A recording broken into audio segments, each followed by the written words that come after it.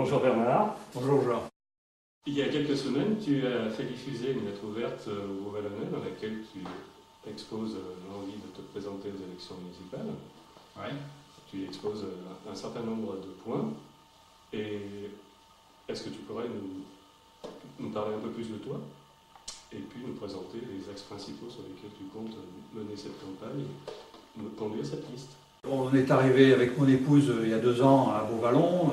On revenait dans la Drôme après une pérégrination, un parcours extérieur dans les différentes villes de France à cause de ma vie professionnelle. Et à Beauvallon, les municipales approchaient et Marie-Josée Faure, donc maire de Beauvallon, a annoncé qu'elle ne se représentait pas pour un 3e mandat. Bon, avec l'expérience que j'avais acquise à travailler pendant plus de 30 ans dans les collectivités territoriales, m'a conduit à accepter de prendre le relais et à constituer une liste pour les élections municipales. C'était pour moi presque un devoir, compte tenu de l'expérience que j'avais acquise dans ma vie professionnelle, de rendre ce service et rendre cette expérience au service des Beauvallonnais. C'est tout simplement ça. Voilà. Tu présentes une liste sous l'étiquette apolitique. L'apolitisme, pour toi, c'est quoi? Alors, je ne présente pas une liste apolitique, je présente une liste sans étiquette. D'accord. C'est différent parce que j'ai bien sûr des opinions politiques. Les colistiers ont aussi leurs opinions politiques. Ces opinions, d'ailleurs, sont diverses au sein de la liste. Et c'est une bonne chose. C'est pour ça qu'on a appelé cette liste sans étiquette.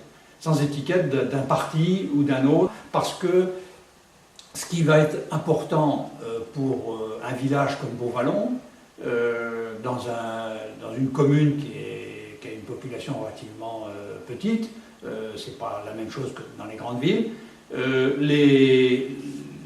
tous les problèmes qu'on va avoir à traiter, ils sont à traiter par rapport aux besoins du village. Et ce n'est pas le clivage droite-gauche qui est important à ce moment-là. C'est ce qu'on veut faire, c'est les projets et comment on rassemble les Beauvallonnais autour de tous ces projets. Voilà, c'est pour ça que on n'a pas voulu donner une étiquette politique à la liste. Bien que, bien entendu, et c'est une bonne chose, que chaque candidat de la liste ait ses propres opinions politiques.